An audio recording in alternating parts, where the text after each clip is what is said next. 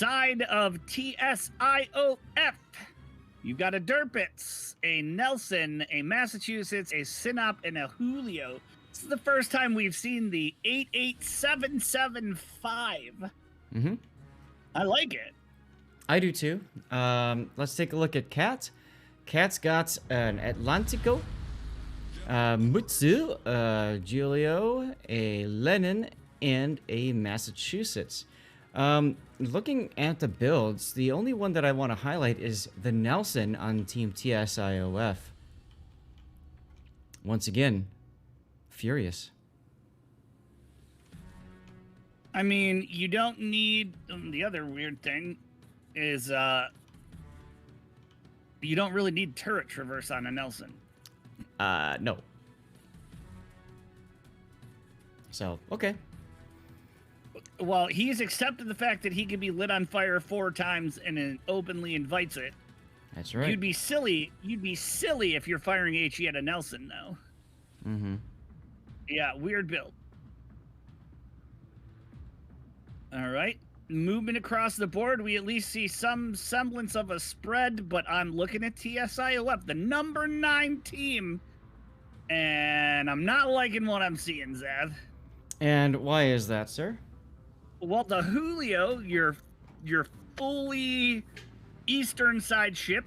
Now, if it's just kind of repositioning to be an outside threat, maybe. At least the Nelson is moving east, but this is... Your 2 tier 8s are going to A. Your Sinop is going to B. It's tanky, which is fine. But the Nelson already taken a big hit.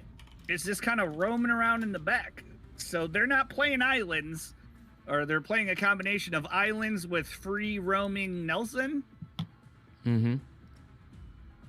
I gotta say though, but, I do like the decision to bring a Sinop for TSIOF. That does bring a little bit more flexibility. What's the matter? He just got flexed on. Big hit. Yep, I saw it. From the Sinop by the Lenin, and another from the Atlantico. Well, that's the only problem with any Russian battleship. You just can't show that broadside. Same with Italian, for that matter. And well, yeah, and on the Atlantico, he sure as hell wasn't broadside. He just took a ton of pens, and if he backs up, look at this. Yep. Ka-doo! Yep. Ka-doo! You saw them coming. Oh no! Much better focus fire this match.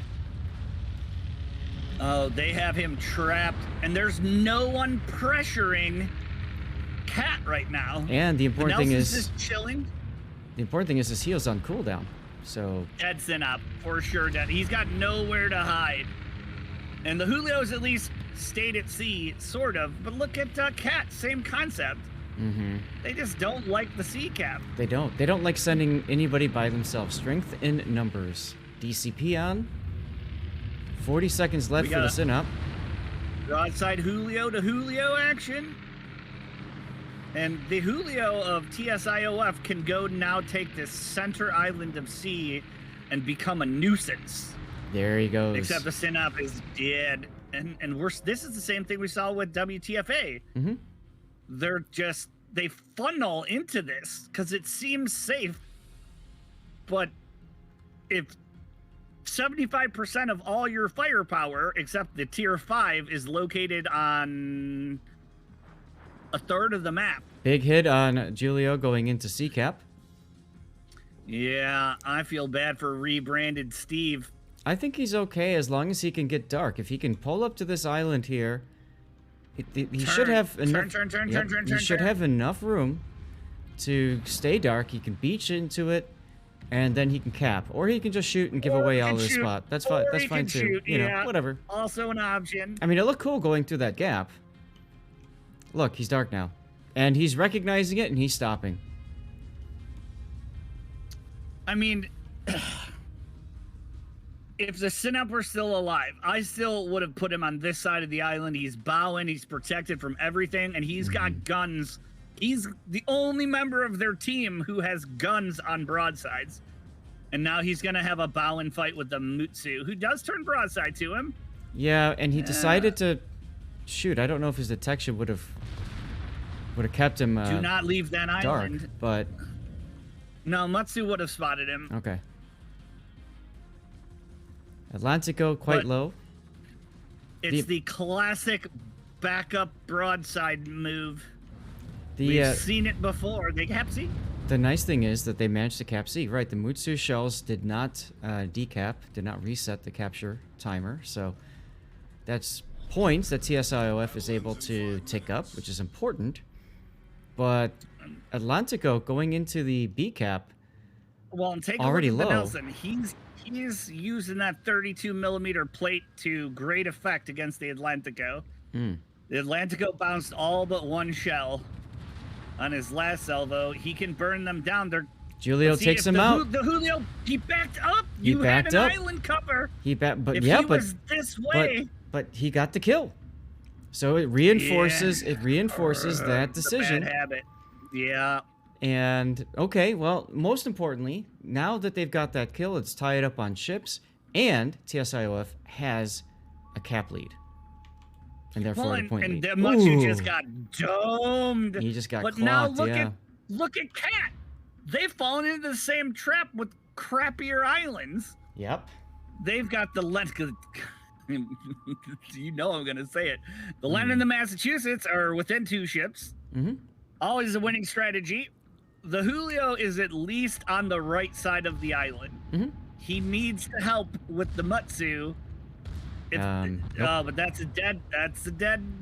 And now this Julio, your game is over. Oh, you're on foot. No. Your game is over. Yep.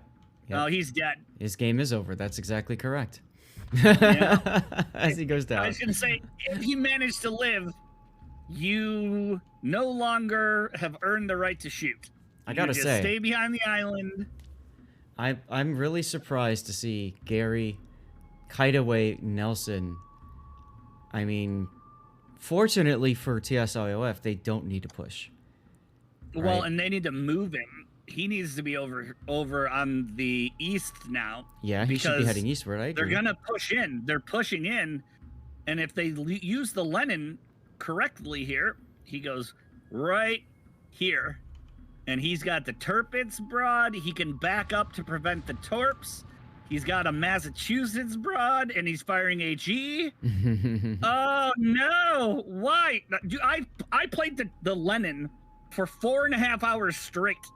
And aren't you glad you spent that much time? Check this out. Yeah. Navophobia might actually push him into the torps. Yeah, I know. Well, I've had this kind of team. Oh, one's gonna hit. Bungo is bungling that up right there, but we have a get down, Mr. President moment as Doggo shoots somebody else. Doggo shoots. Broadside mass. Oh boy! Turn broadside to the Tirpitz. See what happens. There it is. Nice citadel. That's what happens. And you're dead in the next salvo. There it is. Nope. We have time, and it's time to push. Doesn't mean the Lenin just yeets broadside. Well, it doesn't mean that. I mean, 3 look. kilometers. But look at the Julio. Julio is reverse pushing. He's pushing the next map. I mean, where's he going? Yeah, there he's dead. Massachusetts dies. That seals the game. It Barring looks like catastrophic failure. It looks like CAAT was trying, like the Lenin was trying to slow down so he can cap, but we're way beyond that at this point. Well, so go if back. they all weren't bundled up Here it comes. together. Here it comes. Oh Lord.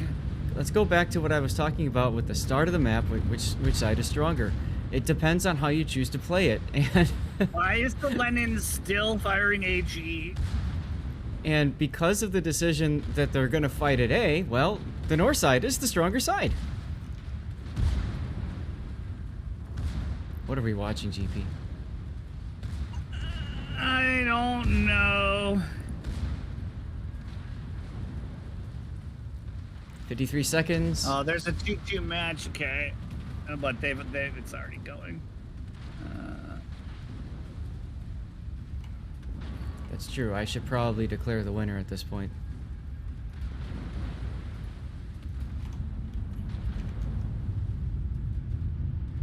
Oh yeah, this is. They did manage to kill the Tirpitz. The Lenin, despite sailing broadside and despite shooting HE. But there's only 22 seconds left. That Massachusetts has to die. That's 340 that's a 100-point swing. That's not enough, and they won't get the cap in time. That C-cap won this game. Yeah, it did.